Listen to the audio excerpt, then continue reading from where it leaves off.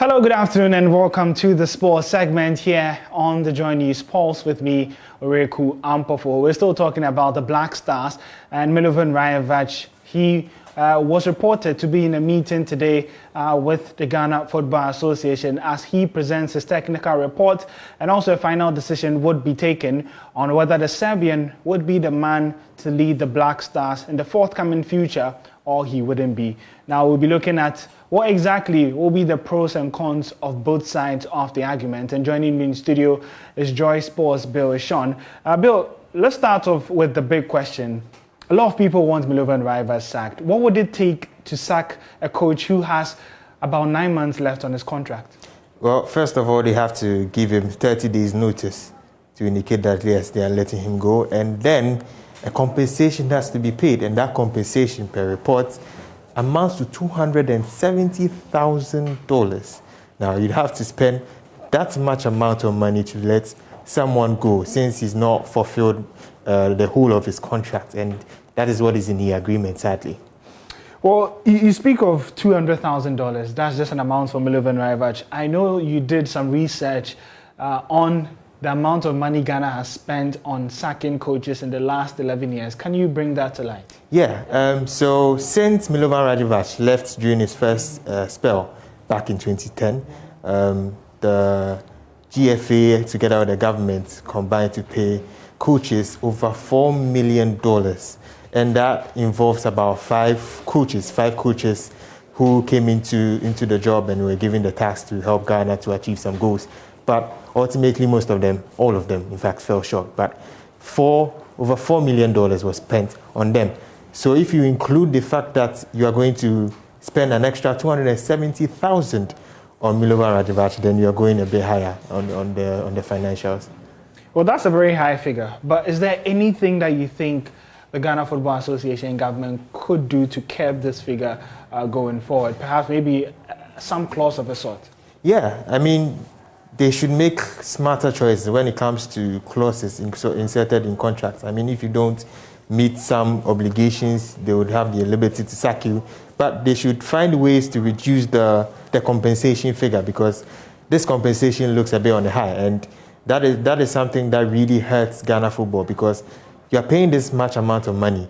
Now you'd have to settle for a new coach. And you'll be paying also a high amount of money, because Ghana Black Stars coaches take dollars. I don't remember the last time any Black Stars coach took cedis. Yeah. They take dollars. So you'll be shelving a lot of money in sacking and bringing in a new coach, and that hurts Ghana football, because there are other projects that could be looked on. Ghana statistically had their worst campaign in an Africa Cup of Nations tournament this time around in Cameroon.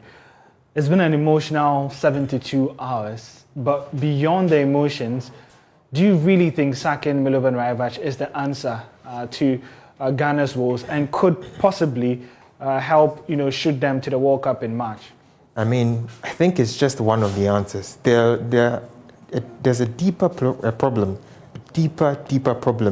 right now with the Black Stars, and it all starts from development and the people at the top, decision making. It all has to sync and be in such a way that it benefits the team in the long run. Right now, it doesn't look like the team really has a long-term plan. So it's problematic here.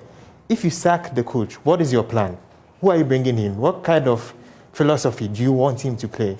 And how is your development plan going? How are you going to bring the youngsters, integrate the youngsters into the national team? Even integrating the youngsters, they have to be of high quality. So there are lots of questions to be answered there. It's a long process here. Well, it's 5 weeks more up until we see the Black Stars in action again. It will be a very, very crucial game for the team, because there will be 2 legs in which, if they find a way of being victorious, they would play in the 2022 World Cup in Qatar. Let me come to you, Bill. If Milovan Rajevac goes, I've seen you lead a conversation on the possible local coaches that could be appointed. Now, prior to Milovan Rajevac's appointment, we're told that government perhaps wanted someone who was maybe a local coach, not really from Ghana, but has Ghanaian roots. We saw names listed. Can you take us through the list of some local coaches who have the right licenses and could step in immediately and steady the ship? Well, first of all, what is accepted to coach the Black Stars is at least a CAF license A or a UEFA A. And that is something that TK Akono had. But you have to look higher because there's a higher qualification than that, and that is the UEFA Pro license. Yeah. That is the highest qualification in the world that every coach has. Arteta has it, Pep Guardiola has it. All the big coaches you can think of, they have it. And when you come to Ghana, yes, we do have some coaches who have it. George Boateng is one. He's had experience with Aston Villa, their youth side. We also have Seth Ablaze, who is currently linked with Mediama SC. He works with Mediama SC as their technical director. And we also have Otuado. He's currently with the Black Stars, but he's more of an assistant, a part-timer. So we could look, if you want to start there, I think that would be great because they have a wealth of experience, they have the qualifications, and probably they would have the ideas to move Ghana forward. All right, thank you very much, Bill. This looks like an open-ended conversation which would not be ending anytime soon. Perhaps we could get more details after the meeting between Milovan Rajevac and the Ghana Football Association ends later today. We're bringing you updates on what went on in that meeting on our social media handles. So you can follow us on Twitter at JoySportsGH or check our website, myjoyonline/sports, to get the latest specifically from the meeting between Milovan Rajevac and the Ghana Football Association. Would he be keeping his job or not? Time will definitely tell. My name is Oreku Ampofo.